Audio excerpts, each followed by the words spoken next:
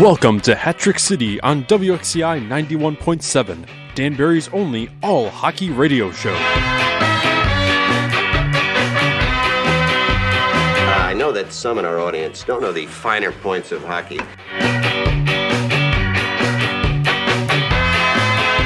You want me to dummy you again? Hat tricks, baby! Woo-hoo! Ladies and gentlemen, welcome back to Hat-Trick City for the first time in 2024.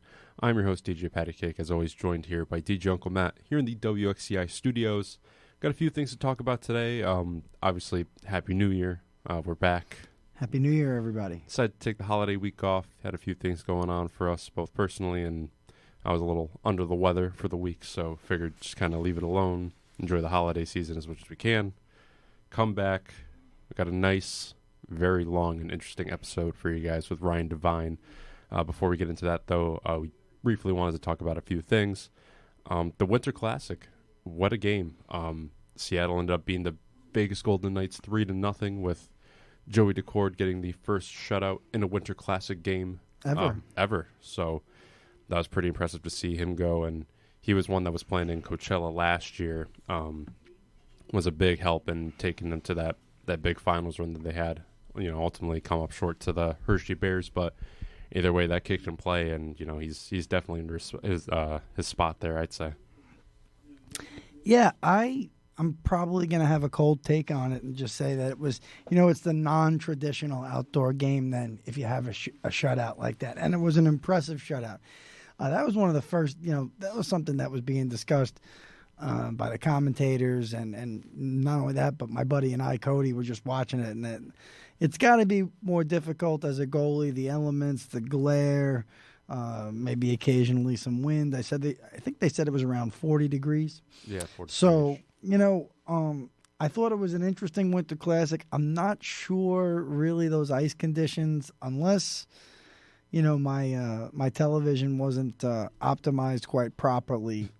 It did seem like the puck was moving a little slower than it normally would have, but and then you didn't get the elements of kind of like a back and forth shootout like you've had in the past in some of these games. I think there was a pretty competitive game a few years ago between Philly and Pittsburgh where they were just back and forth outside in the Stadium Series. In this case, you get a 3-0 win for Seattle over Las Vegas. Again, I don't want to take anything away from Vegas. Here's a WWE moment. Listen, if you buy an NHL franchise, you're going to get an all-star game. You're going to get an outdoor game. It's probably all in the contract now. The people want to know how quickly they're going to be able to be highlighted on these international levels. Like I said, with a Winter Classic or an all-star game, people looking at these games around the world. So, you get Vegas in it. I don't know if that's as cool. Again, I don't know if that's as cool even graphically speaking, a matchup if it was Seattle and Vancouver. Like, that just makes way more sense to me. And, I mean, I think that they did it the way that they did it. And I don't mean to single out anybody, especially anybody who might have once donned the black and orange of Danbury. It might have been a riot if it was the Vancouver versus Seattle confrontation there in a Winter Classic game. It could have gotten intense afterwards.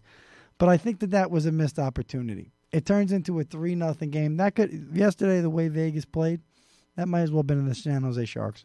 Yeah. Could have been the Philadelphia Flyers because there was really no drama. No. It was a 3-0. I mean, it was a good game for the goalie. He had a great shutout win, but you don't even see the aggression or the emotion that you hoped you might see, and even in a 3-0 game. So that's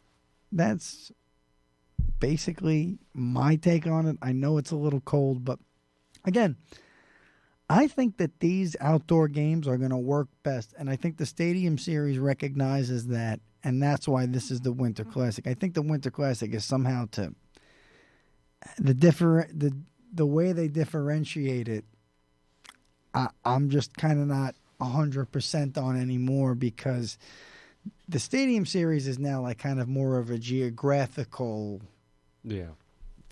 based event where you're going to New Jersey and the 4 teams within driving distance of MetLife Stadium are all going to play in 2024. But yeah, that's just it didn't make as much sense to me. And the stupidest thing was the way the players were dressed walking in. That was just stupid.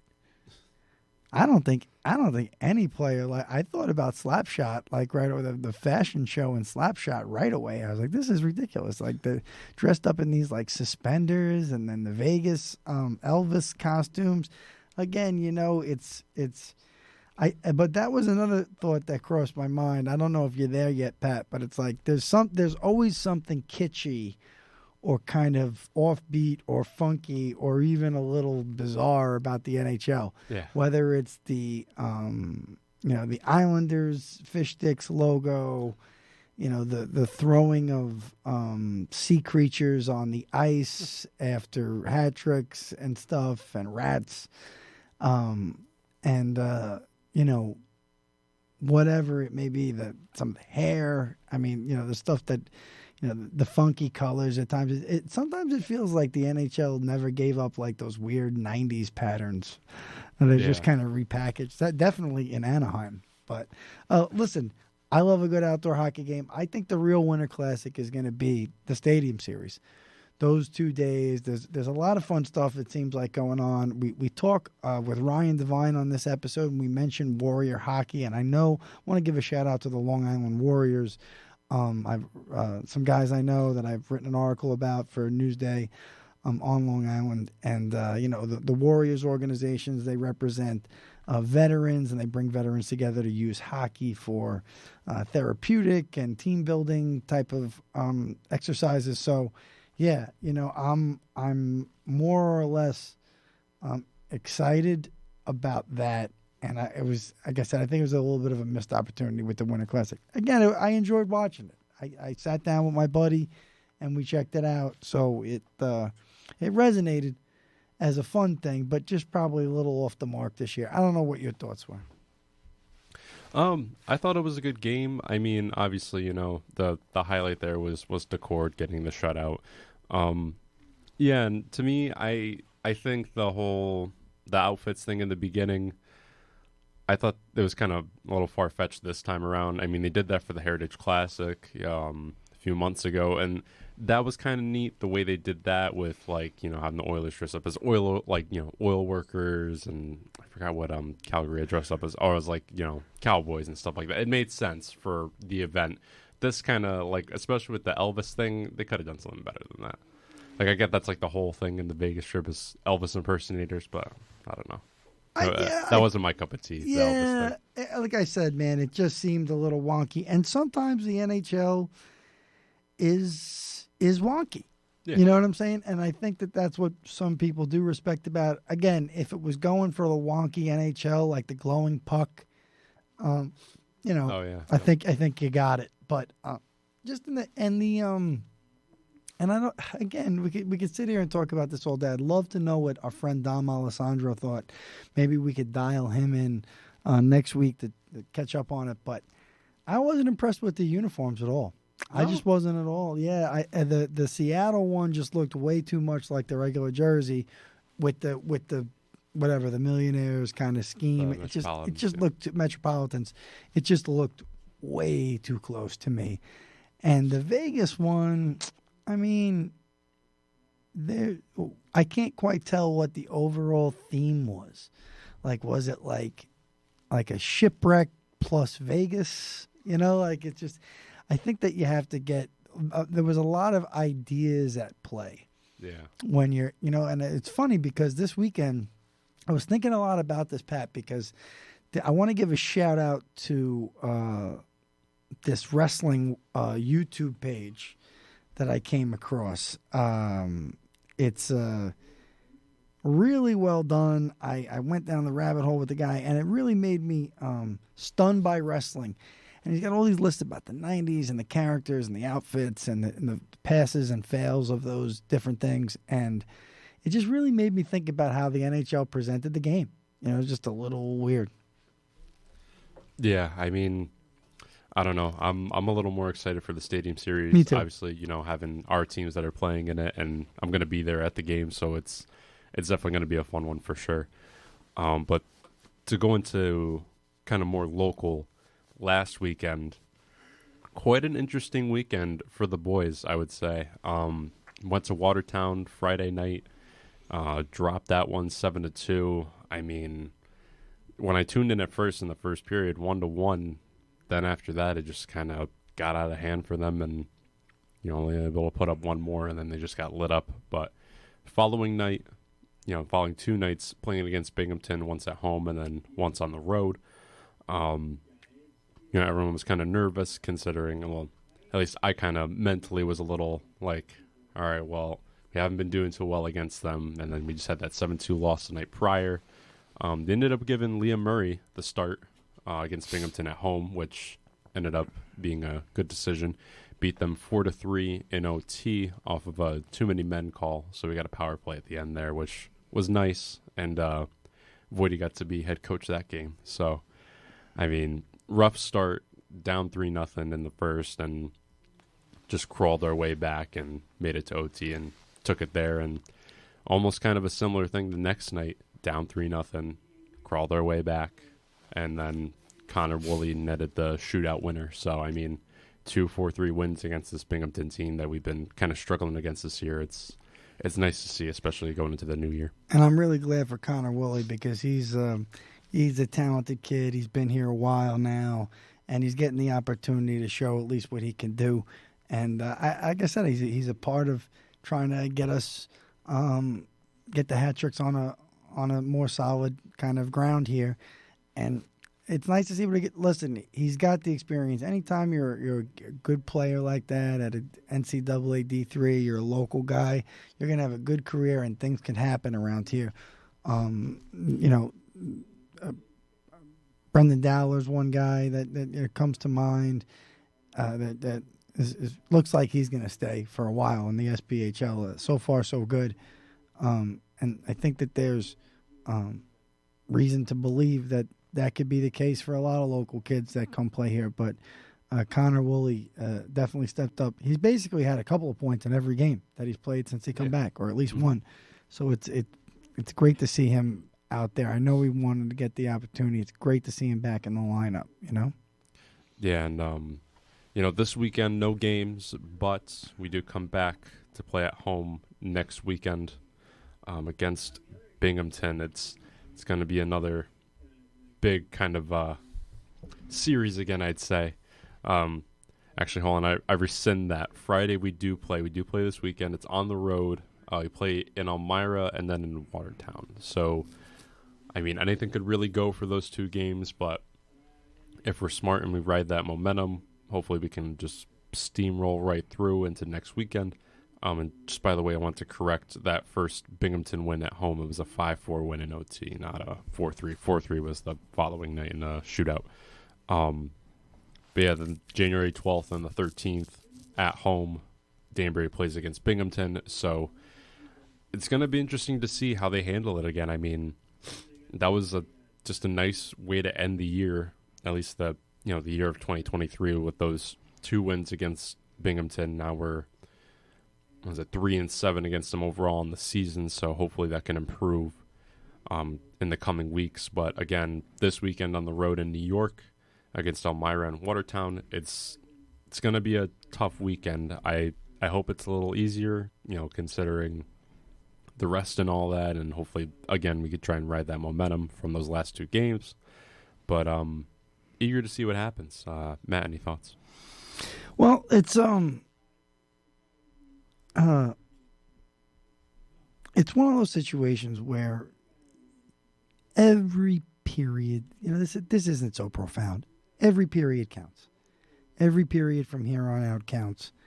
And there's still no telling about how things shake out. If this team qualifies for the playoffs,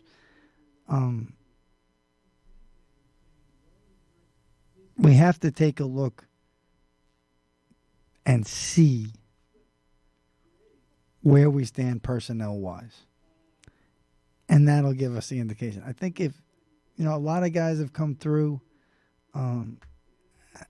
I don't always understand why, but I think that getting guys out there who do have the potential to gel is a good idea right now. But I think bringing back a Wooly, getting Chase Hartwell going, bringing in a guy like the nickel, and now those guys are starting to find that familiarity they have.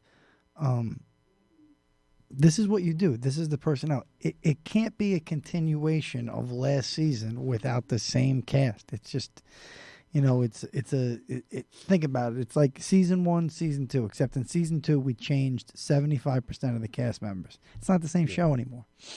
So, right now, the Danbury Hat-Tricks, you got 2 wins against Binghamton. They're as good a team as I've seen in this league, kind of in a while. Not because they have any kind of decent fans in the crowd that, refrain from throwing beer cans at, visiting fans with their backs turned. But, listen, they got a few guys that can play hockey over there. They want it. And, it's up to Danbury and everybody else in the division to go knock them off like it was the task of those teams to knock us off in the division last season. And then down south, it's always going to be – there's always going to be good teams down there. There's probably always going to be 1 or 2 teams in these, that can't get it together. But where it's done right, the teams are going to be competitive. And, again, you're going to see either Carolina or Columbus just by looking at it right now. Am I right? Carolina or Columbus is coming out of there. Oh, yeah. I mean, there's just no two ways about it over there. I think this division's a little more competitive just because anything can happen. Look at this past weekend. Yeah. So, those are my thoughts. But we're still, like I said, I think, we're just at January. We're recording this on January 2nd, so it's kind of hard to say where we'll be on. Yeah. No, I get what you mean later. February 29th. Exactly. You know what I mean? Who'll be in the lineup? I mean, a lot of those guys, I'd love to take a look. You could probably pull it up. When did Brendan Sheehan come back into the lineup for the Danbury Hat-Tricks last season? What was the date of his return? What was the date of, Radcliffe getting in the lineup last year? What was the date of, those guys getting involved? But again, let's take Sheehan for an example, who I think a lot of the fans thought early on last season could have been a big contributor all season. He got called up to the FPHL. I believe he was in Pensacola. Mm-hmm. So the idea is, the roster has changed. And listen, don't be surprised if it changes again. The same guys that we had last season aren't available right now. And Sheehan came back in March. Sheehan came back in March. So think about how far we are. What was the game? Do you know? I don't know which game, but on transactions, if you look, it says return from loan. But if you can March look at 10th. his game log, if you could click on the player and look at his game log, that could be March 1st or it could be March what? 20th? Well, it was March 10th when he came back. March 10th. So think about how far we are from March 10th right now. Yeah. Anything could happen. So anything could definitely happen. I Yeah, mean, his first game back ended up being March 17th. so that's where that's where my head is at. So, yeah.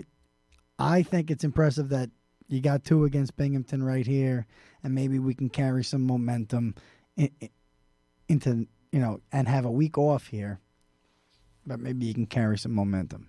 After you had a 3-3, you got a whole week off.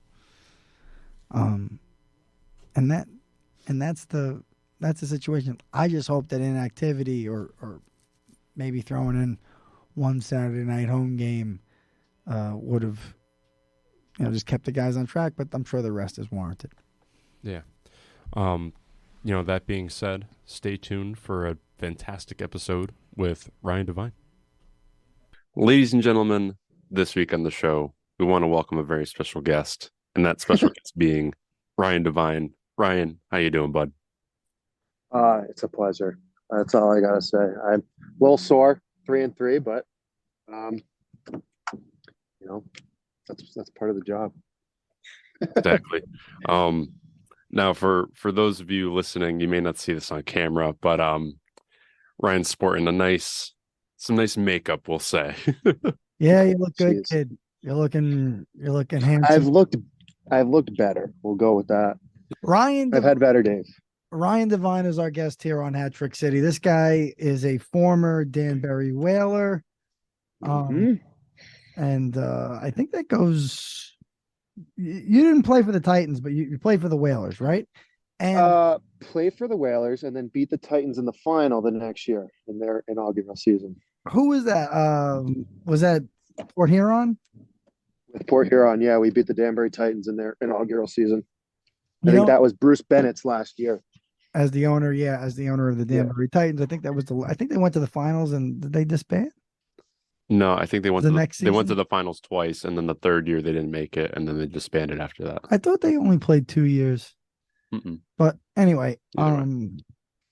Ryan Devine, it's great to have you on the show, man. You've definitely been well traveled, kind of before and after coming through Danbury and that whole thing, and now you've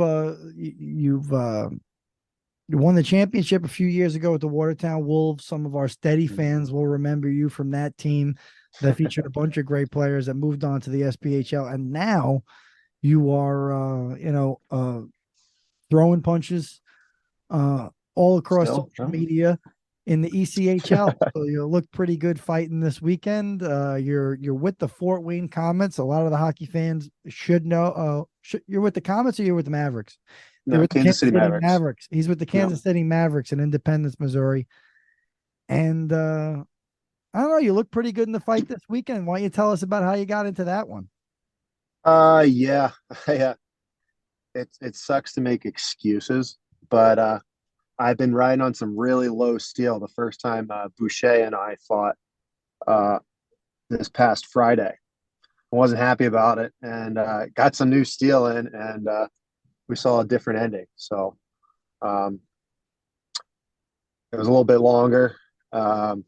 Trading threw a lot of heavy lefts that he just kept ducking. But I think got me in the back of the head once on Friday. So wanted a redemption and ended up kind of clotheslining him with like a forearm that got him in like the back of the head as we were both swinging around. Wow.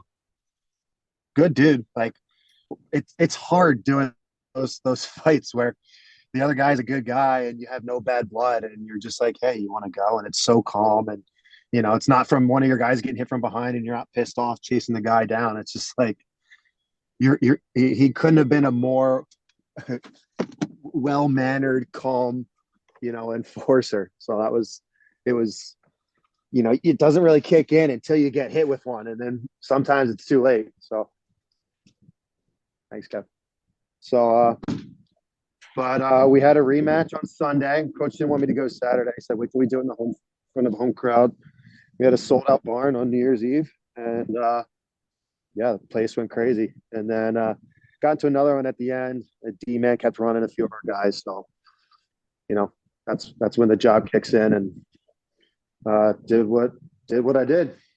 And I think the Shiner's actually from going down to the ice. I think he got me with one as we were going down, and he like clipped me with a right, or he clipped me with a left. I tried dodging it, and he like got me right in the right in the corner of the socket. So it is what it is. I know it was all. The last two were pretty good. The first one, I kind of lost my balance, but we got new steel, and we're back to business. What kind of skates you wear, Devine?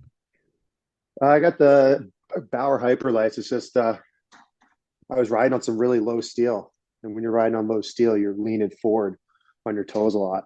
And if you see the video from the fight in Wichita, I was just I went for a big left early, and I couldn't regain my balance, and he got me once in the back of the head. That was really it. I was going to say it was kind of unusual to see you take that kind of stance in that fight. I figured there's some outlier in that, but yeah, low steel, that won't do you justice in any of those fights though. And I've never dealt with that before. And I was like, what the hell? I just kept, the momentum didn't help, but yeah, I kept falling for it. But we switched steel, and now I can't use that excuse anymore. You got a little taste of the ECHL. Was it last season or the season before in Fort Wayne, right? It was 2 seasons ago. Yeah. What did you get in a fight? No. Um, there's a guy who's in the SPHL now who what was his name? There was a guy, something Hen. There's a guy that was a draft pick that he was number 17 for the Toledo Walleye. And he's a tough dude, but skilled guy. I think he might be retired now, but he got a penalty, was real upset, real loud and verbal. And right after they blew the whistle, he just turned around and cross-checks this guy named Chase Ruddy. I think he plays for Evansville or Fayetteville, one of those two. And, as this kid's a rookie, and he sheds his stuff, and he just clocks him and drops him. And he got a concussion, was out for that game. And I swung my foot over the boards, and Ben Boudreau, the head coach, was like, we're good. We'll take the power play. We were winning 1-0. It was late in the second. We were playing Toledo at home in a sold-out barn, and ended up playing a lot of big minutes that game. But I went back to Vermilion County after that, and then don't have to speak much on Vermilion County. That was everybody absolute kind of mess, huh? Yeah, kind of glad things turned out the way they did, because went back to Watertown, had to completely step away from hockey and just kind of reflect on everything going on in my life at that time, and kind of refocus and start over, going from the Devine, Colts back to the Fed, but you worked out. you definitely had an interesting path here, and we talked about it a few times. But why don't you take people through your story? What was your story? Where were you in the high school years with hockey? Like what was your level at Yeah. you at in that era? So I was a really late bloomer. I was, as a freshman and sophomore, freshman year, I was 5'2", 100 pounds. And I started growing then, my sophomore, junior year. But my parents were like, listen, we can pay for, a hockey coach, and you had a nutritionist, whatever, or we can pay for a soccer goalie coach, and we can get you lessons, or if you want to play tennis, we can get you a tennis coach. And I was like, well, I want to play all three.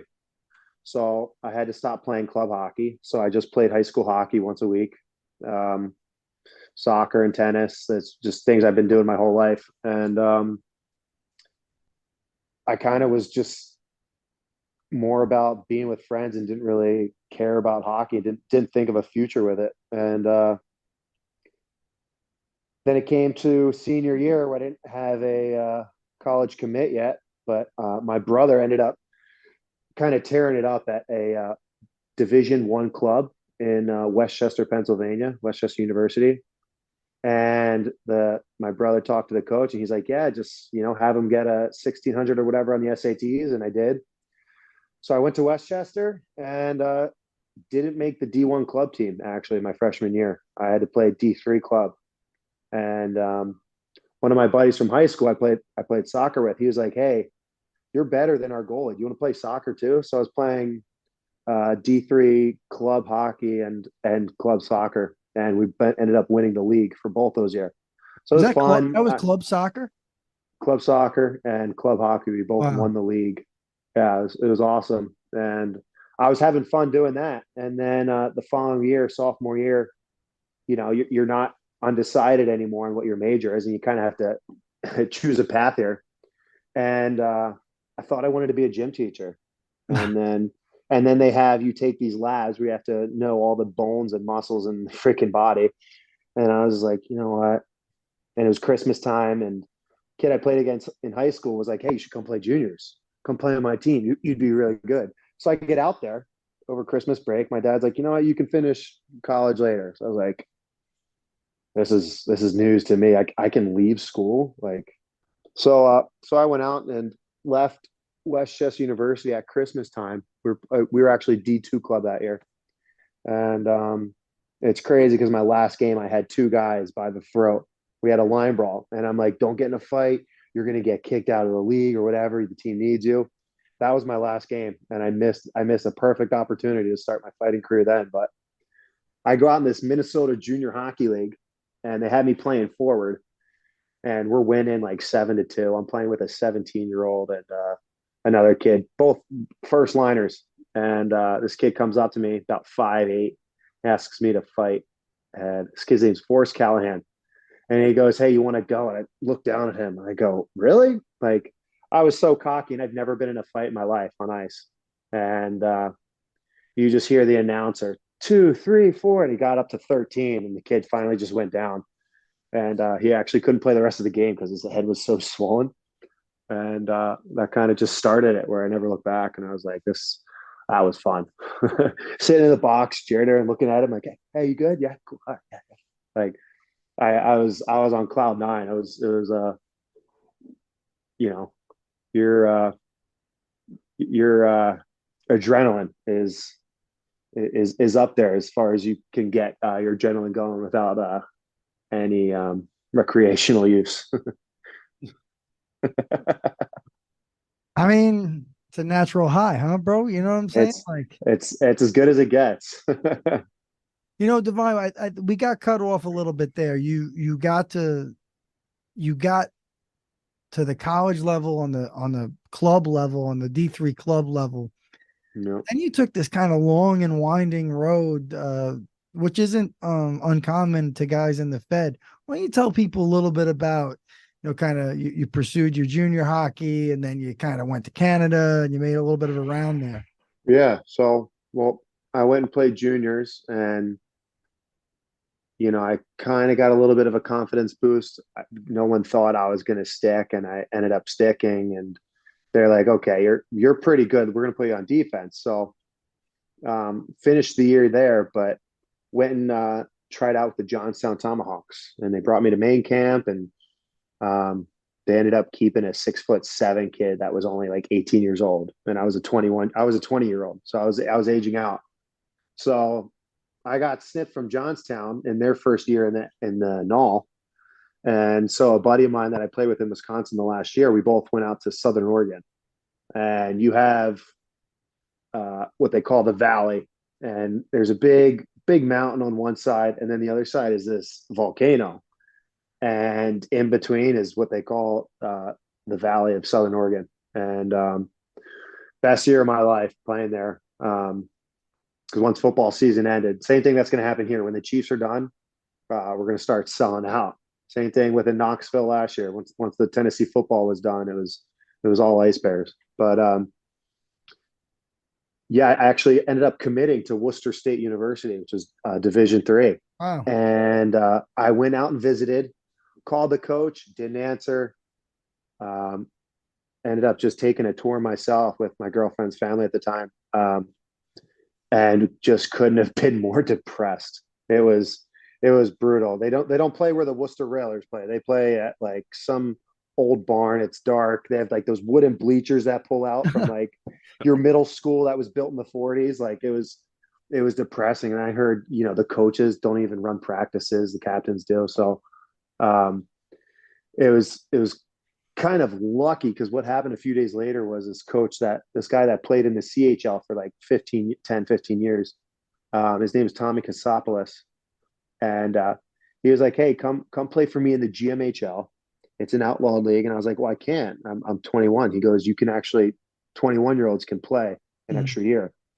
So I go, and I think I have 85 points in and 142 PIMs, and I think 39 games, something like that. So the season's over, and I'm calling my coach trying to go to the CHL, because he's like, hey, come play for me, and I'll put you on the Tulsa Oilers. I play for that guy. He's, I'm like a son to him. And season ends, nowhere to be found. I've heard stories that the guy got arrested. Talked to him since then. He says that didn't happen, that it fell through. So I ended up getting a call a few days later from Brent Clark from the Watertown Privateers. And they had 10 games left. I was going to go play, and I was going to get to play in playoffs. And one of the games was supposed to be rescheduled, but there was only 9 games left. So after the 8th game, Clark, he tells me, he go, hey, they're not rescheduling the 10th game, so you won't have enough games for playoffs.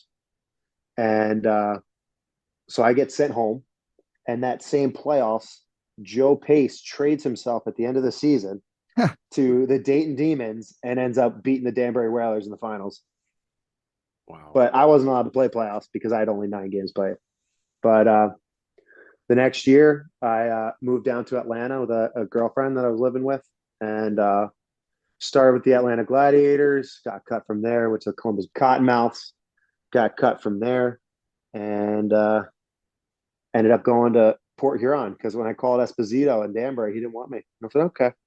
So Julian Frazier, former Danbury Whaler, and a bunch of the guys from that Dayton Demons team, Mohamed Mahfouz, Roger Taguna, they convinced me to come to Port Huron, and that's when we beat Danbury in the finals, and then called it a career for a couple of years. What did you do? You it's one of the things that I think gave you a big advantage in getting back is you worked in the fitness kind of field. You were doing were you doing boxing stuff? Boxing workouts? What were you doing? You were that mainstream kind of retail kind of level, right? Yeah, I was really, and I mean, you could say I was pressured, but I signed a contract with Flywheel, and then later on I moved over to Soul Cycle that they said we had to post a certain amount of times a week, talking about our brand, whatever it is, our style of fitness that we're teaching and stuff like that. We had to post all the time. So you look at my social media, this stuff's still up. I love looking back at it. But when my girlfriend, right after I retired from Port Huron, she talks about me making Fed money. And I was like, you know what? $200 a week before taxes is not okay. So I got into real estate in Atlanta, and then she got a makeup gig up in New York City. So I was like, all right, well, my only friend down here in Atlanta is your cousin, so I'm not staying here. So I go to New York City. I'm from Philly. It's only an hour and a half away. And I ended up just rollerblading all up and down Broadway. I was going to all the Lululemons, asking for a part-time job, full-time job, and they had just hired their seasonal workers. So one of the guys at Lulu was like, hey, I've got a friend opening up a Flywheel. So I was like, what the hell's Flywheel? Went and checked it out. Was kind of cool. I wasn't really into the whole sitting on a stationary bike in a dark room listening to music that like I can't control. Yeah. And I liked one of the instructors, and I was like, oh shit, like this kind of fire with the lights out, and there's blue lights going on in the background to the beat. I ended up loving it. So I became an instructor, and then went over to Soul Cycle, much bigger company, obviously still around, but and I got in crazy good shape. I went from being, playing hockey at 2:30 to, an hour and a half practice a day to then New York City. I was teaching classes at 5:30 in the morning. So I get up and make sure I had my playlist. Some nights I just didn't sleep at night. I would just make sure my playlist was ready. And then I would teach 1 or 2 classes, come home and go to sleep actually. And then wake up, go to the gym, and I actually worked as the ice crew, the blue crew for the New York Rangers. So I was teaching fitness in the morning, and when the Rangers had home games, I was during TV timeouts. I was the shovel guys. So I was coming out and cleaning Henrik Lundqvist's crease. So it was actually funny. They were playing the Oilers, and we go down in a flying V, and then we separate and go down by the boards. And I talked to one of the guys. I was like, hey, let me go on the board sides by the players. And he's like, all right, sure. They're playing, and it's obviously McDavid in his first or second year. And my shovel clips one of the screws on the kick plates. And I had to stop and go back, and I have another guy behind me getting my trail of snow. And I go again, and I hit the same damn screw. And Milan Lucic goes, it's all right, buddy, you got it. And I was like, oh, man. I was like, if I was good as hockey, I'd go you right now. In my mind, I was like, God damn it. Like, there's nothing I can say to him. But I got in crazy good shape from teaching spin. Some days, there was twice where I taught 5 spin classes in one day, and I couldn't break 200 pounds. So there's guys playing Division I that go to New York City and get banking jobs, finance, whatever, and they still play. They still strap them up on Thursday nights. So the top league in New York City is actually pretty good. I know you can vouch for that. You've played at Chelsea Piers. There's some good talent. I've played at the bottom division. I've played. You've seen the top. Oh yeah, you've but seen the top I've division. seen the top. You know what it is? There's just to chime in there. You know that you can kind of talk about it with. Do you know those guys, the New York St. Nick's? The New York St. Nick's. That sounds somewhat familiar. I can't. They're basically like the oldest hockey club in New York City, and they're like, okay, they're like, it's hard to explain at this point. They just have this tradition. Some years they play full check games. Some years I think they just get together for kind of like monthly beer league skates. Yeah. But they've gone out and they've competed against some of those senior teams in Colorado, like the Vail Yeti and these teams like where Amesbury played last weekend, and these teams that are popping up out there. And it's a great thing. But believe it or not, there's always, you know what it is too?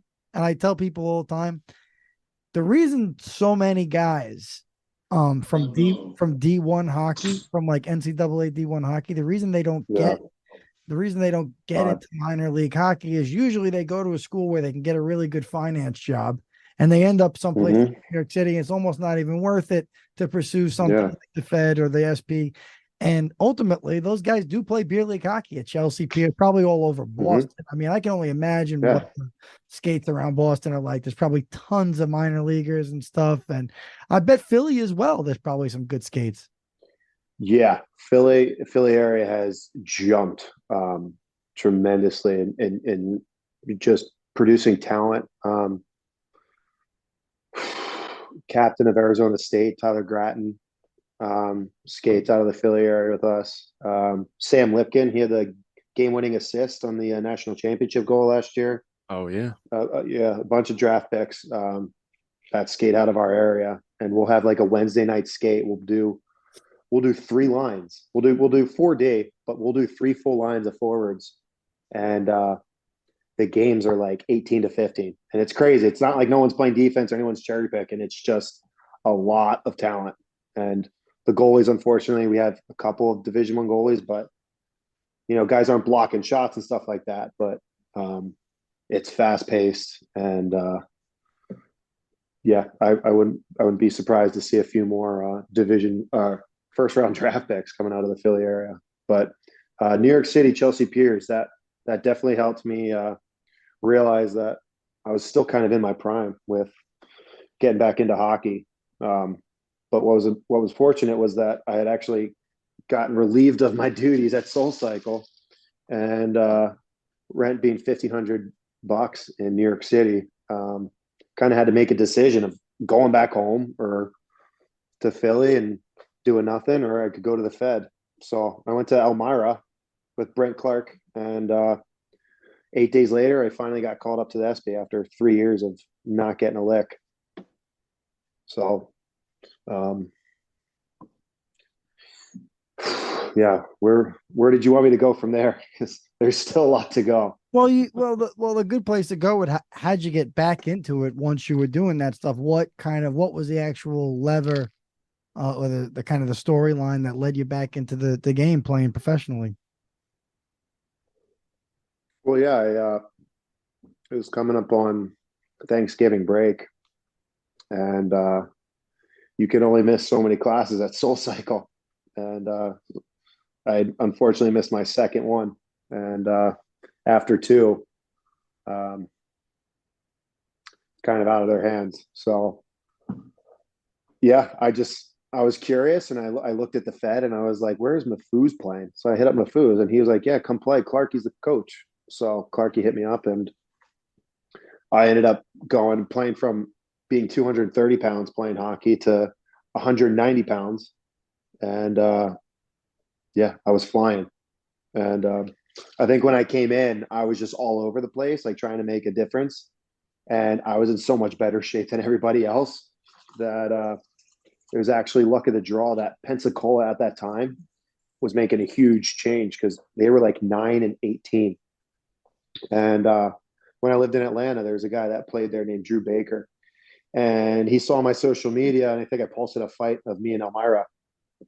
And he goes, "Hey, you're playing again?" I go, "Yeah." "What's up?" He's like, "You want to go play in Pensacola? They only have 3D." So what's funny is that one of the defensemen or one of the coaches on Fort Wayne was one of the assistant coaches there. And they got rid of one defenseman and traded this coach now at Fort Wayne for hotel visits when we went to Fayetteville.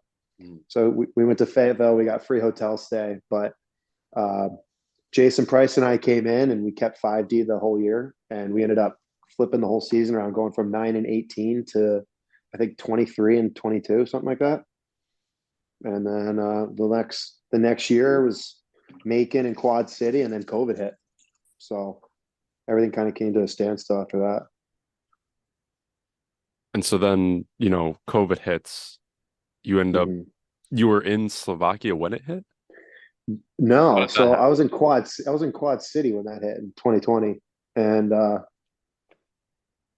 one knew what was going on, right? Like I was told we're not going to be allowed over state lines and stuff like that. So I came back and stayed with my sister, and then the fall came around, and late spring, and we're all training. Like the hockey season's going to start. I don't know if you guys remember that the season didn't start until like December or something. Yeah, it was like so. Yeah. So there was no NHL, right? So all of the rookies in the NHL went to the AHL. Did the AHL had a season, but they didn't have a playoffs. So in 2020. I'm going to agree with that. I'm just going to agree with that. Look it up. Yeah. Agree with that for now. Yeah. They finished the bubble, right? Not the AHL. Apparently there was no Calder Cup in 2020. Yeah. But the 2020, the NHL had the playoff bubble. But so all those rookies, if you were in your first or second year, all went to the ECHL. And the ECHL was only half of the teams. So all those guys are looking for jobs. So the SP was loaded. So I had no spot. And a lot of us were still kind of training. A couple of coast guys that didn't find jobs either. But was just pushing pucks, getting on ice with my nephew and stuff like that, trying to make him a better player. And the rink that we skated at was owned by PNY Sports Agency. And I don't think they're around any longer, but that guy was coming to look at a guy named Ryan Lowen that I skated with, AHL guy. And the rink manager was like, "Hey, you want to come skate with him?" So I did. Ended up meeting the agent, and he goes, "Hey, I don't have a fighter. We'll be in touch." And then a few weeks later, after not skating for like 2 months already, he's like, "There's an agency I partnered with over in Slovakia, and their neighboring town, they just lost their tough guy. Do you want to go?" And it was a lot of money. Flight was paid for, and I would say the skill level is a little bit better than the ECHL. I would say just because of the speed and everything of the young guys, but the older guys had all like 10 years in the KHL. So they slowed the game down, and then the younger guys were impossible to catch. So getting six or I think I had 7 or 8 games played, more than plenty, but the views over in Slovakia are kind of unbeatable. Every team we went and played, there was a castle. Where I lived downtown, there was a 1,300-year-old castle that every day after practice, I just went up and just walked around the castle. What was the issue with you over there, man? You really did you get on the ice much? How does it work over there? I did. So I did, but we only had, I think you could only have 6 imports. And we had 3 forwards as imports and 3 defensemen. And 2 of the defensemen we had were our top defensemen. And the one guy had 5 years in the KHL, a little bit slower, but whenever we played a team with a fighter, they would play me. And they're making a playoff push too. So I'd only played 4, I think, regular season games, but I didn't go over there until February, right before Valentine's Day. So I was only there for 2 months, but I played 4 games, and then I think I got 3 playoff games. Wow. Because we had one of our guys get suspended for like a knee on knee. So I got 3 playoff games too, but then we lost the second round, and it was awesome, but I think 2.5 months over in Slovakia is plenty of time. Right? The large ice over there kind of screwed me. Every time one of the young guns grabbed the puck and just pulled one of those Johnny Gaudreau spinoramas, I was just yelling switch. And yeah, it's not. It was much easier playing in Knoxville with the small ice. Yeah, and then so after that, you came back to the States and then came in with Watertown, and then obviously that whole season became what it was, Yeah, right? the whole. I mean, I don't know if you guys know that whole story as Let's to hear it. why I was in the Fed, but well, you can leave it in if you want. But I had some off ice issues with my ex girlfriend that was trying to claim a bunch of stuff, and So, with COVID, court case got pushed back 2 whole years. wow. And every team that I signed with, I even told the coach, I was like, hey, once you make an announcement on social media, she's gonna write on your fan page, she's gonna contact the league and claim a bunch of stuff, and which she did. So that's why there was one game in Fort Wayne, because when I went to Fort Wayne on a Sunday morning, played in Toledo at 3 o'clock, and after the game was over by 5:30, whatever, coach called me in the office and was like, hey, the owners love you. They text me just to say how much they appreciated your play, but we got to talk about this. And it was an email claiming domestic abuse. And finally, this last May, I brought my evidence of her holding a knife, and the court case got dropped. So I was blacklisted from the ECHL and the SPHL for 2 whole seasons. Wow. So yeah, that's why I went from Fort Wayne back to Vermilion County. She got a hold of Ellen in Vermilion County, claimed a bunch of shit. So after I got like a 5-game suspension, I think it was just kind of it for her, and it was out of Nick Nieder's hands. So I went back to Watertown and had to, like I said earlier, I had to fully reset, and it was tough, but we ended up winning the league.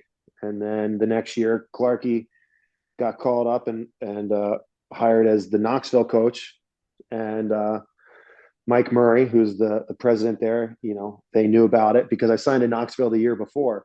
And when I reposted their signing on my Instagram, she emailed the league, emailed the owner, Mike Murray in Knoxville, and told them all this shit.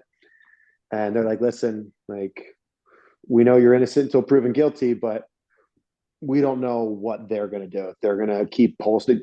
So when I was in Vermilion County, every team that I was playing in that weekend, there was a post on the team's Facebook page, the SPHL fan page, the trash talk page.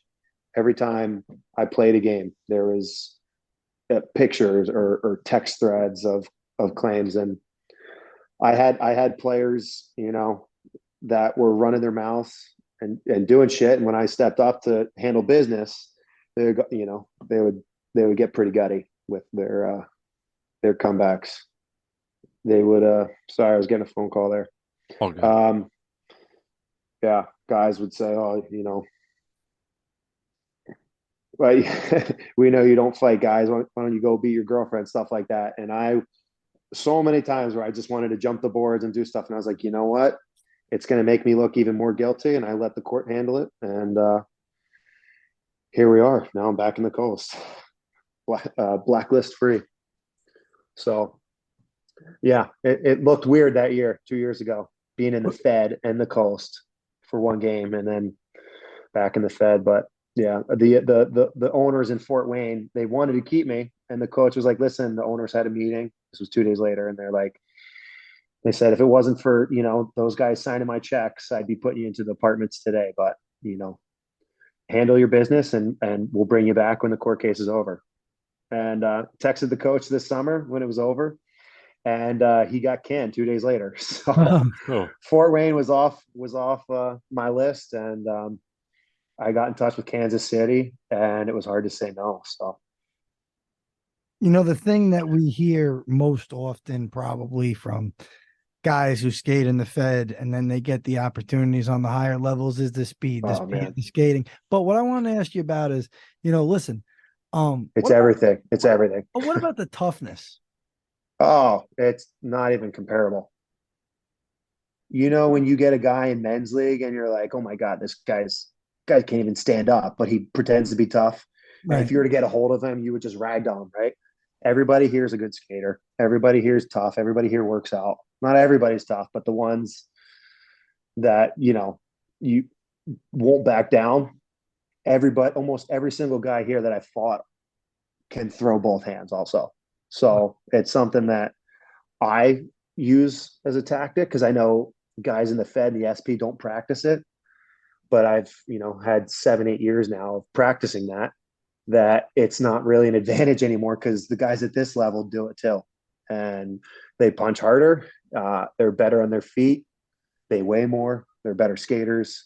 But to go off of your question there, not even just toughness, but you're comparing guys that play Division III, some guys coming from the OHL and stuff like that. But, guys coming from the OHL aren't, top line guys. Those are guys that are filling roles in the O that have the skill and can skate, but might not have the IQ for the SP. So they go to the Fed, or like you'll see there's a lot of guys Carolina Thunderbirds had that were coming from the OHL because Garrett Rutledge was with the Saginaw Spirit for a while. So he has that connect of OHL guys. But the guys that played OHL or guys in the ECHL either were top guys in the OHL, shutting down top guys back in their day, or you have draft picks or guys that were running power plays at Division One. Like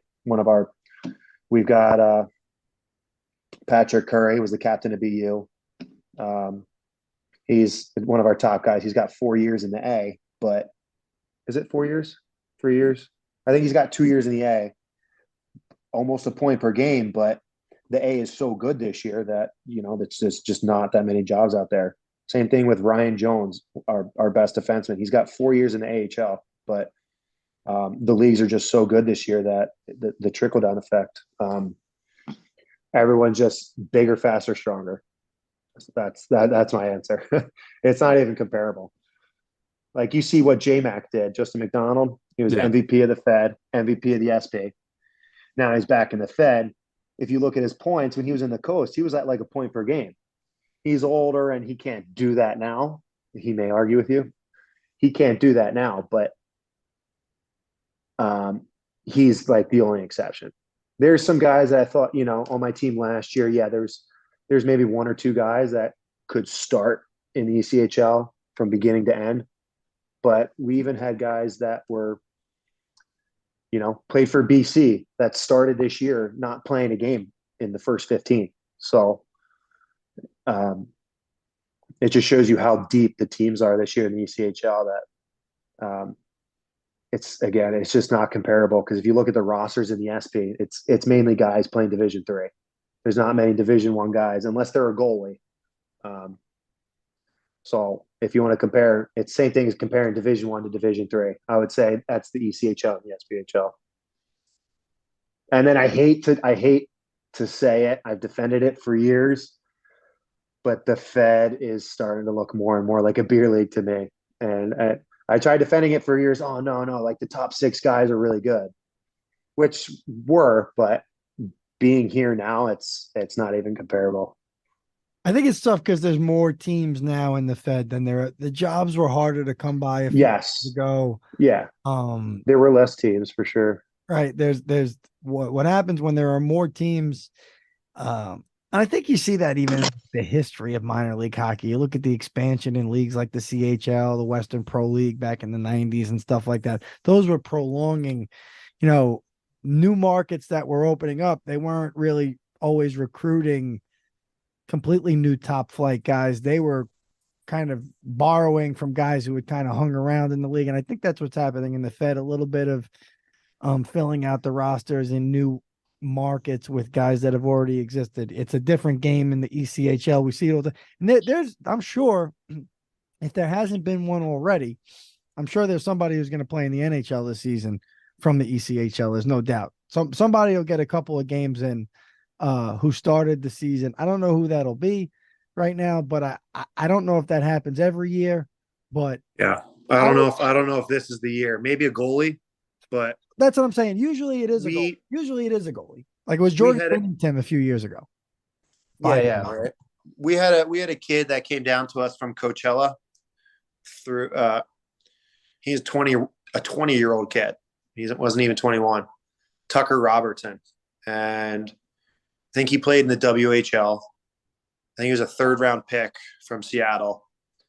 And they sent him down for conditioning because he wasn't playing in Coachella. And he came here and just you see the professionalism that was distilled in his brain from playing in the dub. He was always the very last one off the ice, just practicing his shootout move, practicing the little things that apply to his game. And then you watch him in the game and you're like, oh no, this little 20-year-old, he's going to get smashed. And then boom, spin off. And you're like, holy fuck, how did he know that guy was coming? But it's just his IQ and shoulder checking before getting to the puck. Right before he gets to the puck, shoulder check, looks, and then he knew exactly what to do. If he got a call up to Seattle this year, I could see that happening. But Coachella has both of our 1 and 2 goalies right now. Grubauer went down with a groin injury, and then another goalie had a concussion. So both of our goalies are up. That would be really cool to see one of our guys go up to Seattle, a goalie. But the only kid that I could see getting called up from Seattle that was in ECHL at one time would be Tucker Robertson. Yeah, but that's what I'm saying. It's like just again, it's just that small probability that there's one guy or 2 guys out there that are going to get that one NHL debut, first NHL game in this season. And it's possible. I used to go to ECHL games, and I'm sure you can relate, down in Trenton, New Jersey with the old Titans. And let me tell you something. It was a different, I got to be honest, Devine. I think that me and Pat are going to have to take a little road trip. Do you guys swing through this way at all this year? No, huh? We did. We were in Worcester, and then we missed you. We were up in Maine. Maine is unbelievable. Cool little. The rink is right there by all. It's such a touristy, fantastic town. Water. Yeah, like it. For listeners who don't know, if you're gonna go, I mean, Portland, Maine, just off the tons of breweries. There's like one section where there's like 8 breweries in one parking lot. Over by that, what's the name of that brewery comes out of there? Is it Allagash? That's a pretty popular brewery, but if it's Allagash, 4 days. So there is. There's Allagash. Have you ever seen the show Blinders? Yes. So you know what the streets look like? Yes, it's like a mini Boston. It's like this weird seaside cobblestone city. Hundreds. Okay, you go down this main street where the rink is, and then you go down this side alley, and you feel like you're on set of Peaky Blinders, where it's just cobblestone, and it's just bar, left and right, and we had a good time down there. That's the thing. You know what's interesting about it is, like I talk about it all the time. I love going to hockey games in Danbury. It's a great place. It's honestly a great road trip, especially anybody that knows somebody that plays in the league. And if they live in Jersey or Philly or New York City, it's a great drive. It's a great little trip up here. But like, I think that Portland, Maine's got to be a great place to go see a hockey game. And it's probably fantastic if they're playing like either Worcester or one of the Canadian teams in the ECHL. Do you guys go through Canada this year? We do not. No, that East Coast trip where we played Worcester, we flew into Boston, played Worcester, and then went back. It was a day game. So it was a 10 a.m. game with 5,000 screaming kids. Wow. And we went went back to Boston the rest of that night, and then went to Portland later that night, went out in Portland, played the next day, went out that night in Portland, and then went out the next night in Portland after playing 2 games against them, because we didn't leave till the next morning until like 1:00. So we were able to have a good time with the boys, and we got after it. The boys, with this bar we went to upstairs, they have this like little stage and it's like roped off. And I got up there, my roommate got up there, and it's like all of us on this stage. It like fits like 12 people. It's all dudes from the Kansas City Mavericks. We see a bunch of other dudes with some like, some flat brim hats, and like we got there and we could see over everybody. And then we're looking down, we're dancing, and we're like, those are the Maine Mariners. So it's like there's 30 dudes there's like 50 dudes in this bar up top on this dance floor. Over half of them are hockey players that were just battling against each other the last 2 nights. Wow. And, we had a good time. We all got along, and I would love to go back and play in Portland, Maine. That was a good time. No, I can only imagine. It's a great town. I think that's like a great place for Danbury fans, like to go get a real good hockey experience on the weekend. Something different from Danbury, like it's a great town. The rink is awesome. There's so much history. And I tell you that's an area where I don't know. I think Maine's a little funny. I don't think that there are as many rinks in Maine as you would think there are. I mean, there are probably a ton, right? But like not as much as Massachusetts, where like sometimes there's 2 or 3 in a town in Massachusetts, or 2 in a town, or like in Canada or something like that. But there's activity up there. There's obviously the Black Bears. There's been the Nordiques out that play against the junior hat tricks and stuff like that. So right. It's a great vibe. That they do know their hockey. It's just they don't. Oliver Wahlstrom, who played for the New York. Does he still play for the Islanders? Yeah. Islanders. Yeah, he's on the Islanders. He was from Maine. Yeah. And Rick DiPietro is from Lewiston. Yeah. So like there's a kind of a history up there. It's just not as. I'm trying to think who else might be from Maine. I don't know NHL players from Maine, but yeah, that's a great vibe.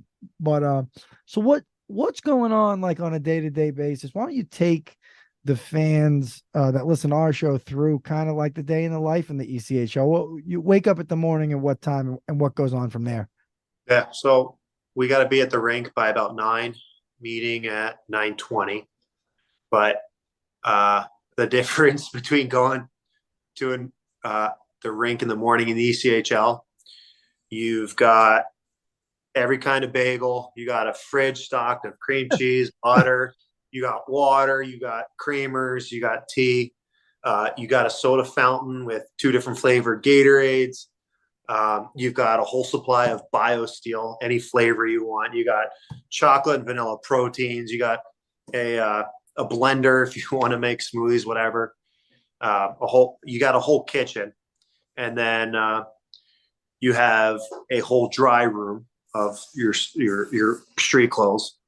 So the whole difference of being in the Fed or the SP, sometimes you're stopping and grabbing a coffee in the morning, or here you got your own coffee at the rink. You got everything you need. So you show up, pop a bagel in, change clothes, get your gitch on. Which here you have sets of 2. In the Fed and the SP, I never got anything from them. Just a warm up shirt and shorts. Yeah. But you have sets of 2 of everything. Get into the rink by, like 8:50, 55, because you got to be there by 9. Gives us time to get settled in. We all have to be in our gitch by meeting at 9:20, whether you're going out and warming up, skating and whatnot. But we just played a 3-and-3, and we had a lot of drills today. But the coaches are very respectful of our recovery and free time. So instead of getting like 8 reps, everything was just 2 today. So it was kind of nice. They want everything fast paced, tape to tape passes, but they're very conscious about, guys hurting and numbers and stuff like that, and our schedule. Everything is planned out. There's TVs in the dry room that have our schedule. We have equipment manager, fully staffed, athletic trainer. You don't have some places I played where you have a volunteer that can sharpen skates, who's your athletic trainer, right, or your manager, or some an athletic trainer who's also sharpening skates. Like it's not like that here. Because it's a route now. Now the ECHL, all those jobs probably right down to the communication guy and the kid that posts on Instagram. All these jobs are a route to the NHL or a route to another major sport.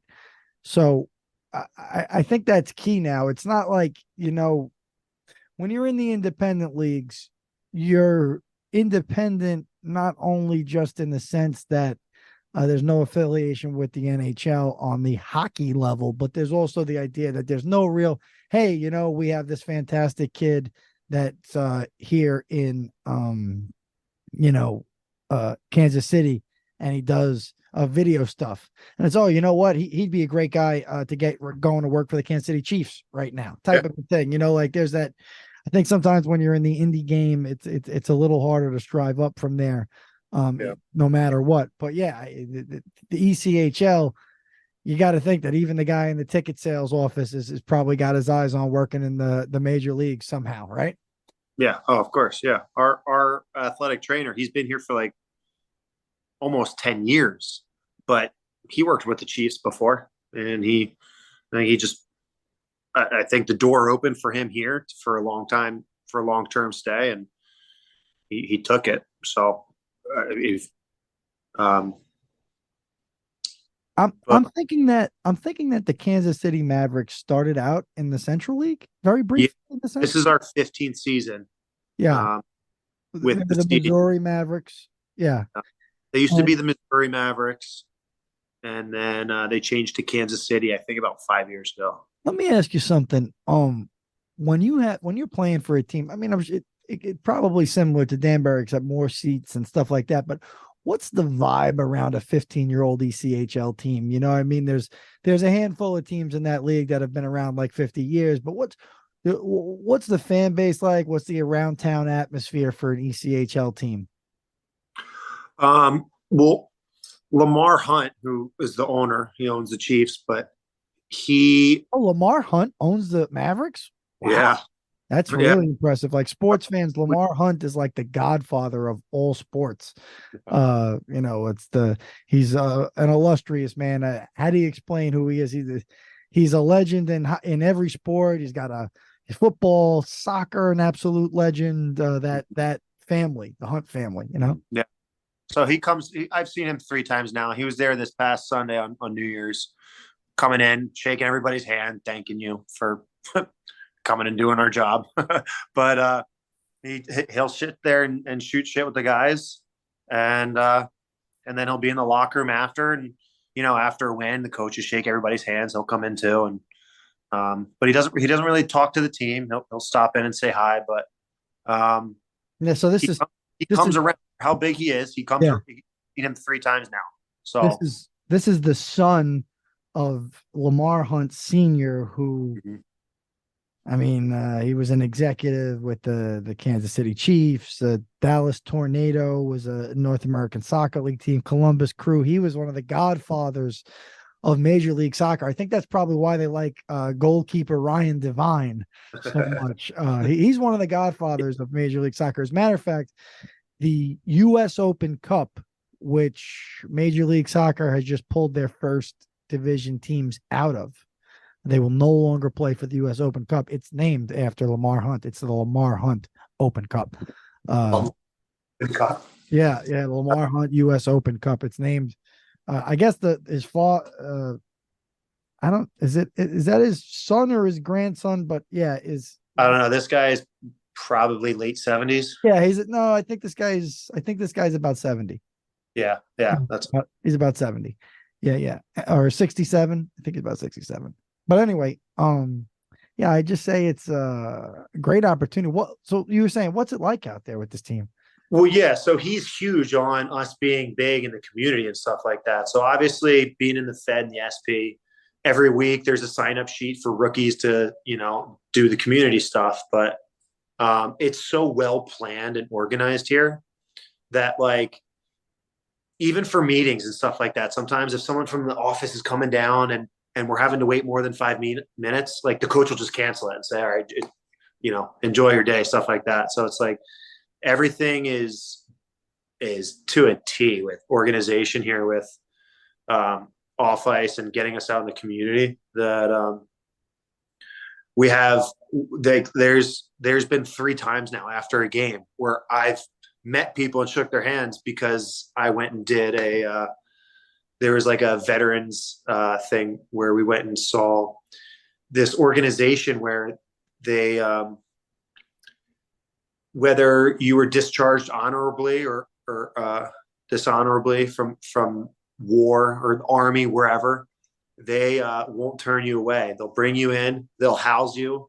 They give you like a shed that's it's a twin mattress, a full bathroom, a desk, a little kitchen area, and they're colored differently for each branch. So like the green for the Army, red for Marines, blue for the Navy. They have all these different little colored like sheds. It's like a big shed. And if you have family or if you have a dog, they'll house you and they'll try and find you a job.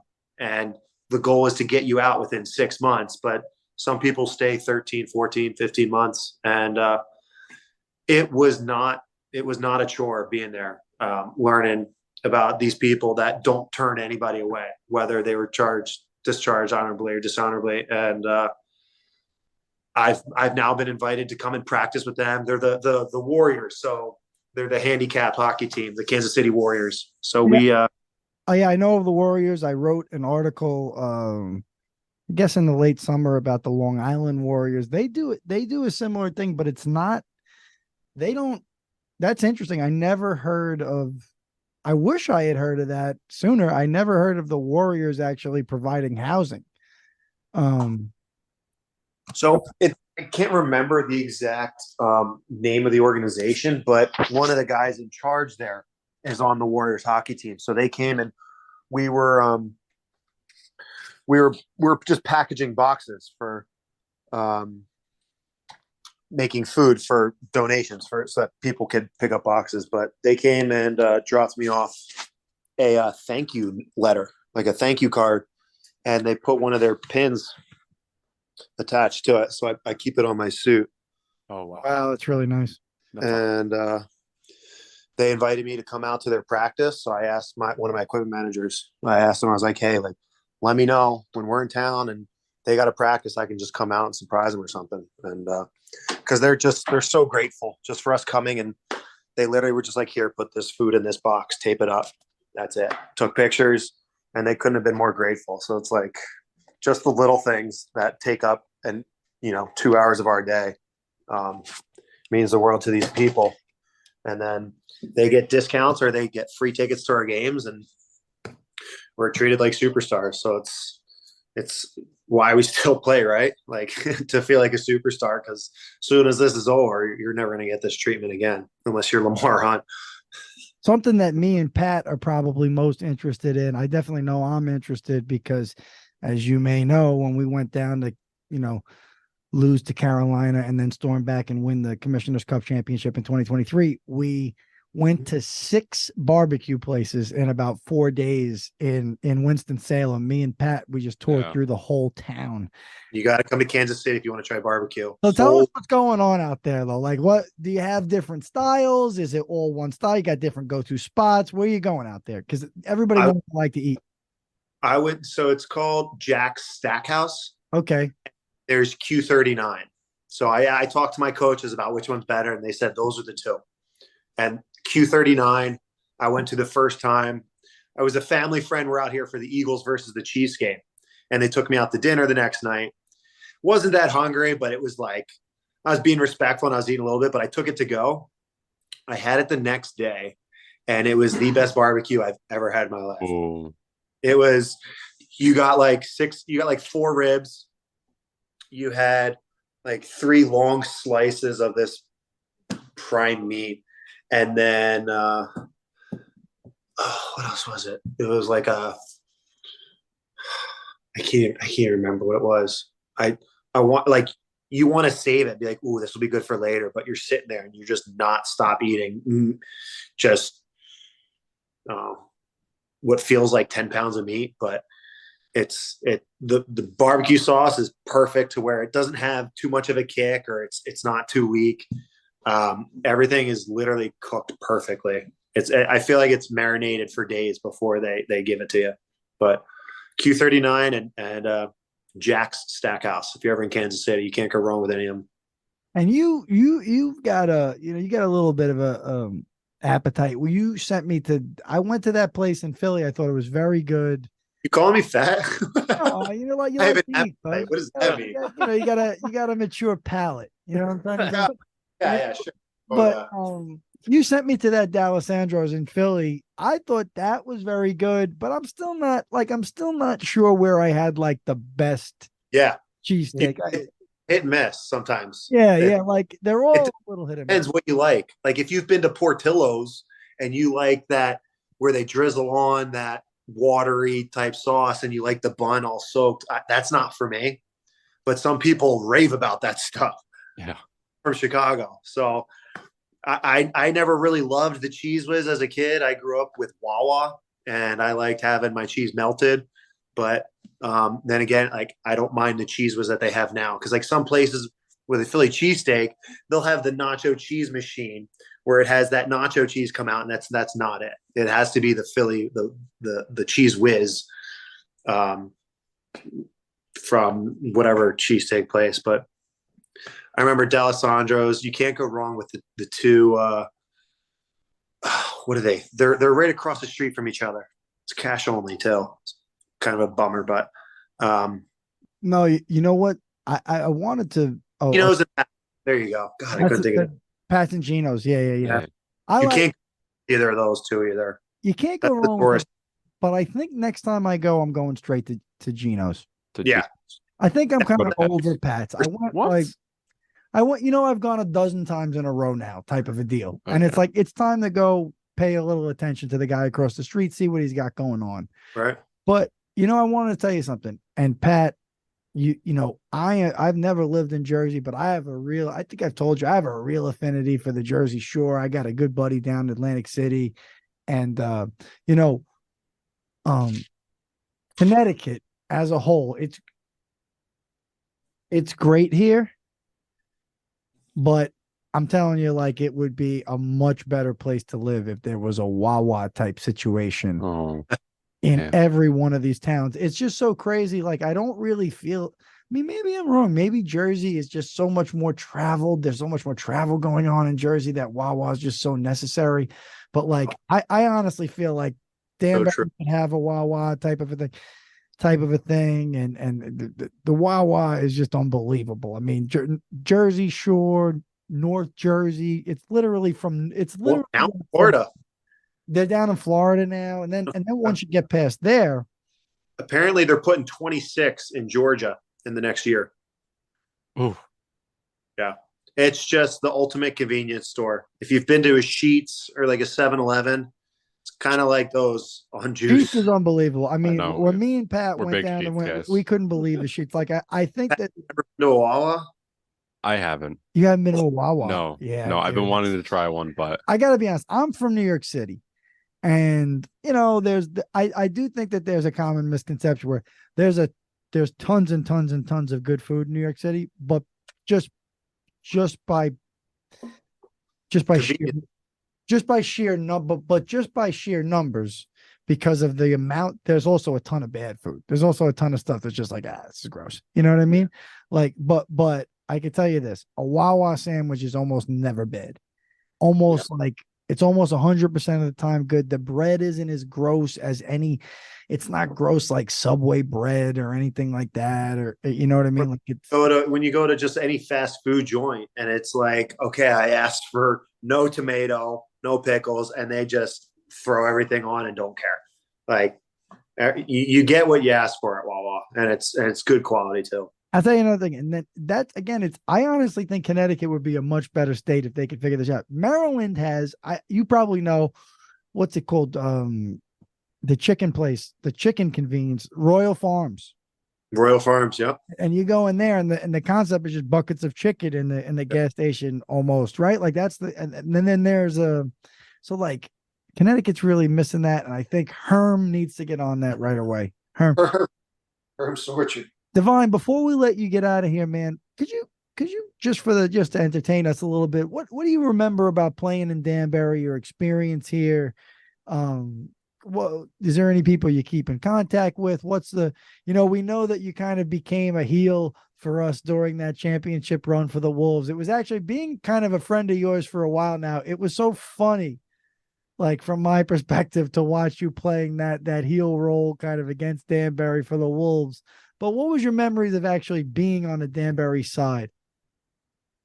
I remember the long walk from the locker room. God, I hated it. It was cool though. That was like my first like real experience of that being my professional team, because like I went into Watertown the year before, and that place was not the rink it is now, and it's still not even really compared to Danbury's setup in size. But like Esposito, the coach, has his own office. There's an actual equipment room. There was the players' lounge. We had a weight room in there. I haven't seen it lately, but the locker room part hasn't changed. But it just kind of felt professional. And then you come out of those doors, and there's like 30 rows of bleachers. And what's the row behind the visitors bench? That place was always loud, and it made playing at home a lot easier when I was on Danbury. But again, unfortunately, I got hurt a month in and didn't really come back until playoffs. But I actually have more memories playing against Danbury, which again were all nothing but great memories that I'll never forget. Playing there in the and playing there in the finals against them for game one, and then playing what was it, the hat tricks? Yeah, 2 years ago. Yes, those were always good games. I mean, as of late, obviously the fan base I think has grown a bit, but the fact that they now have that bar upstairs, that holy cow, like that's unbelievable what they did, and to help keep something to do after the game, the players and the fans. But to answer your question, I still keep in close touch with Charlene Bates. Oh yeah, Charlene, fantastic. Charlene, yeah. She'll come down. My nephew has he has hearing aids, and she always comes down. We have a walk for kids with hearing aids. That's awesome. She'll come down every other year, something like that. But she just texted me Happy New Year yesterday. So we keep in touch. She always, thinking of you. Call me if you need me. I have a couple of moms like that from, playing in junior and other pro teams like that. But Charlene will probably always be a part of my life until one of us, passes on. But yeah. That's probably why I'm so close with just Danbury and being on good terms with Herm and stuff like that. It's just mainly because of Charlene. She took care of me while I was there. She's a mother away from home. So other than that, Danbury. If I was somebody in the Fed that was looking for a home, I would say go to Danbury. Yeah. Huh. Yeah. I want to ask you, being a South Jersey guy, a Philly guy, we've put this question to Johnny Ruiz a few times. We talk about it all the time because I was starting to look at that league map of the Fed again, and it's getting the ECHL is very thin in the Northeast right now. It's just like there's 2 or 3 teams clustered. You have Massachusetts, Maine, Reading still around, right? Yep. Then you have Newfoundland. Yeah, well, they're way up there. Yeah. But our Northeast, it's pretty vacant for minor league hockey. I mean, like, let me ask you something. If you could look at some of these places just in South Jersey, or even in the kind of, I think Pennsylvania is tough because Scranton and Allentown are just kind of like right there and all that. But like South Jersey area, do you think a team could work in the Fed, and where would you put it? Yeah, they were talking about that one place with the really cool ceiling. I think it's where like the Mud Dogs played or something like that back in the 90s, early 2000s. I don't know. Trent. I don't know. it was like a really cool, like theater looking place. It was a big horseshoe. And The Ice Palace? man, I don't know. I was going to say the Bullies played there, no? The Bullies. I think it's where the Bullies Oh, played. you mean in Atlantic City? Yeah. So. Yeah, in Atlantic City. Boardwalk Hall. Yeah. Yeah. Yeah. I think a Fed team should go there. I think it could work. I mean, like, I just think that where else would you do it? And where else would you have the foot traffic? To me, people walking on the boardwalk, the thing about Atlantic City is, listen, it's not what it used to be in terms of the resort world that it once was, and the beach. The beach isn't as nice as it could be. You know, God knows what a type of environmental stuff has to happen in order for that place to get cleaned up. But there's still tons of casinos. There's resorts. There's big pools and nightlife there. I think the Jersey Shore absolutely could have a place. It's like like I said, I said it before. You put it to these guys. If you had, like I said, you're a guy now. You're in the ECHL, but I mean, if you said to yourself, hey, I'd like to even keep going past this ECHL run, and that was an opportunity for you to get paid well in the Fed in a place like Atlantic City and near friends and family, you could perhaps dip your foot into a job or a career. I don't know. I think that there's just so much talent for this league. You can say what you want about the Fed, but if you look at it on its own, if you don't compare it to the SPHL, if you don't compare it to the ECHL, it's a fun, entertaining league, and there's a lot of talent that could play in it. Mm-hmm. It's probably just got to be closer to home for a lot of these guys, at the prices that you're going to be paying. That I think if you're like, hey, just play home games, I think Jersey, Atlantic City could put a really good team together. And I just like we said before, Lewiston, Maine has been out, and I don't know what population wise Maine is a little tricky, but like there's got to be another place in New England. I was just looking at it the other day. I was watching. You guys watch the outdoor game? Yeah. You guys watch it? You check out that segment where they had Eichel up against Matty Beniers. It was just a little segment where they compared the two guys, both from Massachusetts. Now you're trying to tell me that there aren't 300 guys who would show up to a tryout for a well-run Fed League team somewhere in. I mean, Mass is so tough. There's a lot of D1 hockey, but somewhere in New England's got New Hampshire or Maine somewhere I think could work. Vermont's a little tough. I don't think there's the facility, but I'm just saying, like, the talent for this league is out there. And you see it all the time. You see guys pop up, that local guys who are kind of hanging out that hadn't played in a couple of years. Guy had pro experience and he's back in the game all of a sudden in the Fed. Yeah, you would have to target those guys that had the Division I route but chose to stay home and work and play Division I club hockey, or just didn't play at all because they needed to start working.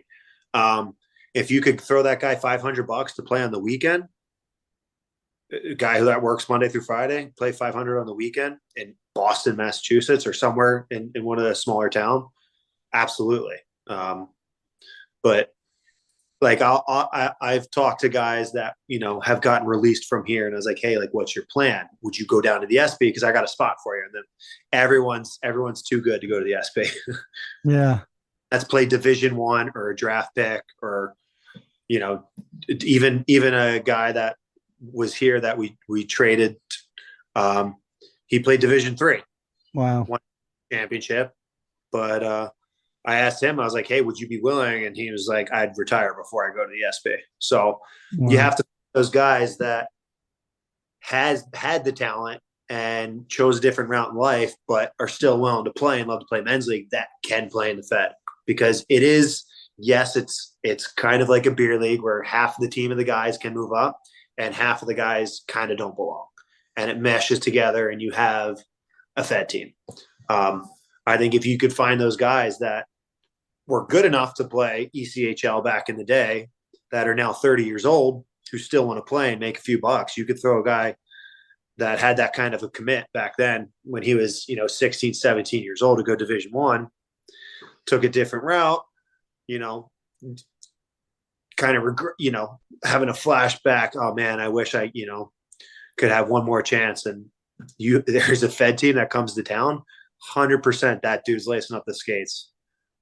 Yeah, that's that's just the way I think that this league could grow is if especially in the Northeast, you got to figure out a place where you could put it where there's a big pool of players. We've enjoyed that in Danbury. I've said it 100 times, and I hope we never lose it. We enjoy a big pool up here because Danbury is the only team in the New York City tri-state area and New England technically in the league. Think about it. There's no team in New England other than our team. And think about the Jersey Shore with what living's like during the winter. There's no one living there in the winter other than people that live there year round. But if there's people like the Jersey Shore where you can find cheap housing during the winter, and Jersey Shore is pretty big, right? You find people who love hockey but live too far away from the Devils or the Flyers or the Rangers that just want to play hockey every Friday night. I'm thinking that that's what the setup in Biloxi is. Like, you know, it's probably a little colder, you know, you can't, and that's probably where the guys live. You know, I mean, maybe not, but it would bring something to the boardwalk. But again, dude, I remember being a little kid. Devine, you're like this. I remember being a little kid and I was on an elevator, and we were from New York City, and I was on an elevator in Atlantic City with my grandmother, and I was wearing a Devils jersey back then. I had 100 jerseys. And it was like the Devils are about to go up against the Flyers, and this like big truck driver looking dude with a Flyers hat on just starts talking shit to like me, a 10-year-old kid. and what resonated in my mind is, dude, this is a town where some 50-year-old guy is going to talk smack to a 10-year-old kid in a hockey jersey. You know, there's a great Atlantic City in itself is a great sports town. It just does. Boxing is basically the major league sport that was there for years. You know, it did okay when they had the ECHL. It's expensive operation. Mm-hmm. You know, if it's cheaper. So if you have the casinos there, you got someone that's a wealthy guy that's always at the casinos, fucking convince him to chip in on a Fed team. And you remember another thing. Call Barry Soskin. That's what I said. I know Barry Soskin probably has mixed feelings about the hosts of this show, but I can tell you that I'd love to see him create that opportunity in Atlantic City. And it's the type of thing where a few years ago they had arena football there, and I just don't think that that's a strong enough thing. Like, dude, the Fed is all over the place now. Like, it's crazy. When this guy Devine played in this league, this was a league that felt like some of these, and I'm not trying to diss anybody who played then. There were a lot of fantastic, and I think Ryan Devine would be the first guy to tell you there's a lot of better hockey players than him, and other guys in that league in those early. Pierre Desjardins was a fucking wizard, in this league, but what I'm trying to say is it's come a long way. Like, it felt in those years when Devine and them and the Whalers were around, not for nothing, it was a great show. But the league was behind a paywall online. Nobody knew what was going on. Like, nobody watched road games. Like, nobody really watched. The YouTube has opened it up.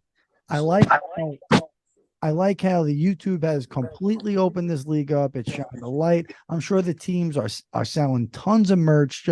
If they ever thought about getting off YouTube just to make a couple of bucks, it would be the biggest mistake. And just look how it's grown. Devine, but before we let you go, do you want to I don't know, do you want to say anything to the people back in Danbury and send any remarks this way? To Danbury. Oh, what's your following? How long have you guys been the Danbury Hat Tricks podcast? How many listeners we got here? Fucking millions around the world, bro. Millions.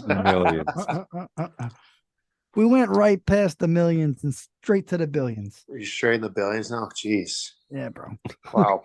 What could I say to the Danbury fans that hated my guts for all those years, minus the 2 months I was a Whaler.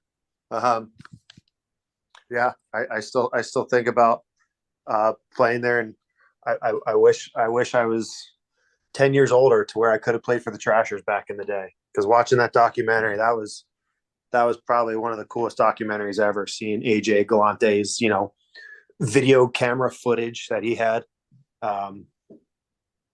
that just shows that Danbury's one of and will always be one of the toughest places to play in the Fed for sure. I always played my best because people would always target me because I played there before and I had some things that people were able to target me for, but it always helped me play better. But there's nothing really else to talk about in Danbury other than the fans of the hockey team. They'll always be there.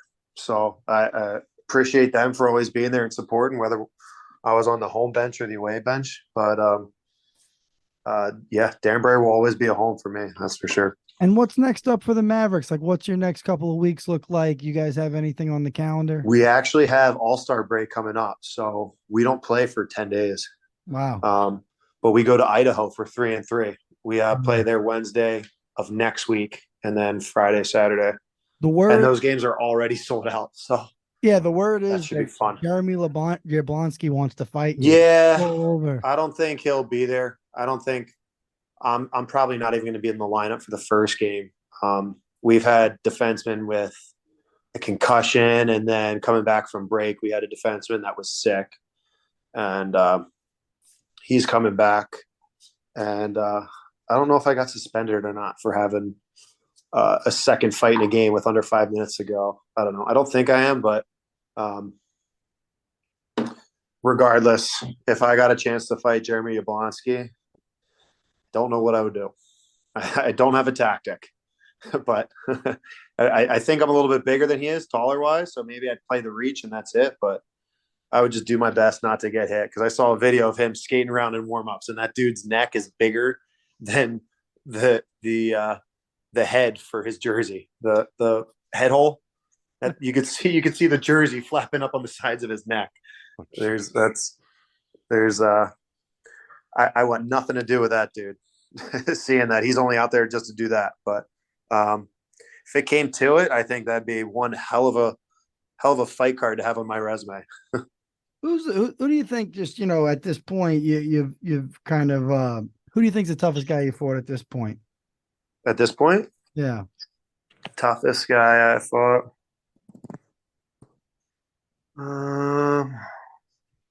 I think did Jablonski get like one game with the Blues or something like that?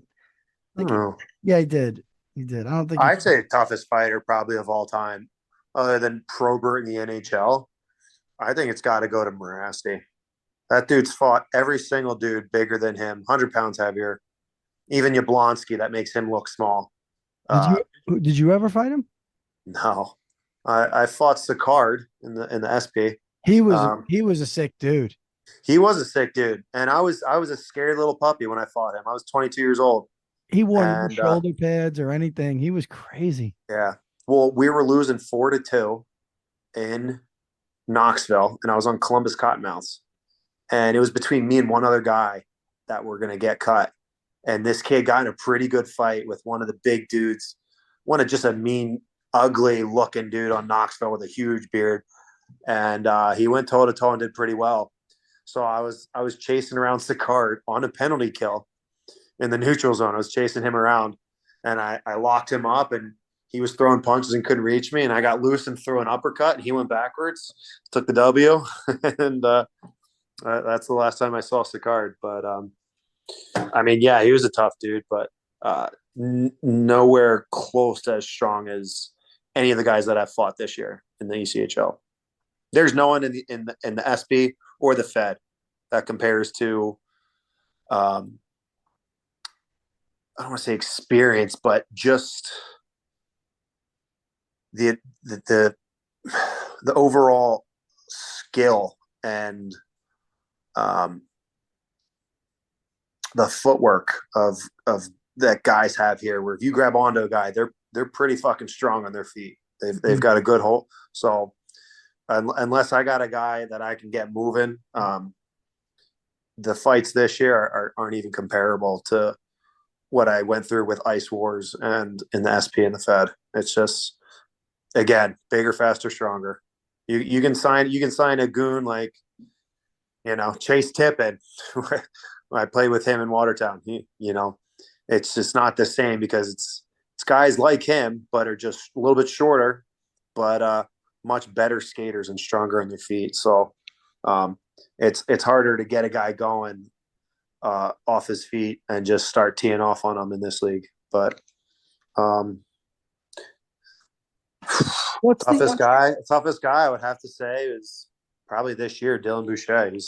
He's a smaller guy, but he's stocky and he's got a good hold on his skates to where he can throw both hands too. So I'd have to say him so far. What's the word on Ice Wars? Are you going to be doing that again? Is that something that's going to happen, or it's just not enough money because I'm at the end of my rope here with playing, to where I gotta look forward to refereeing, and my connection with that. If they tell me, hey, you can play one more year, okay, maybe. But if they're like, hey, we'll get you in the right place, but you got to stop playing now and start, come to the combine and do all that, then I'll just have to do it. I think I got to leave the whole Ice Wars thing behind. It was kind of a one and done thing for me. It was kind of needed the money, and then found out the money was cut in half from the year before. So wasn't too happy about that, but I was still hurting to where, only 2 minutes, 4 minutes, 6 minutes of fighting for $5,000 was worth it. Is that what you got? $5,000? Well, it was $4,000 total, but then I also got fight of the night and knockout of the night because the finals, it was a TKO. So you got $5,000. Yeah. $5,000, yeah. Nice little chunk of change. Okay, hey, easiest 5K I've ever made. That's for sure. Yeah. First fight was hard. I mean, we talked about that before. That guy played men's C League, but it was a 2-time amateur Muay Thai kickboxing champion. Wow. Men's C League. And it's on synthetic ice, so it's not much skating. It's kind of just standing there. And he kind of just stood there and kind of just stepped his way into me. So I had the advantage of being better on my feet, but he was one tough dude. It's interesting. You brought a little something to it. You came out there in your Flyers pants and you tried to, do your best Broad Street bully. So I like it. I think it was cool. I just, at those prices, it's probably tough. Yeah, it was one of those once in a lifetime things. It was like, you know what? I'm probably not going to do it that next year. I'm probably going to say what if my whole fucking life. So I was like, you know what? Let's do it. So that's the way to go. Ryan, thanks for coming on the show. It's been an absolute pleasure. Wish you the best in the new year. Good luck the rest of the way. Do the season update. Yeah, we'll get back with you. No, that'd be awesome. Good to see you, Devine. Yeah, nice to see you guys too. Thanks for hitting record this time. Yeah, of course. Take care, buddy. We hope we don't fuck up again. Yeah, we should be good. Be careful with that, bro. Bye.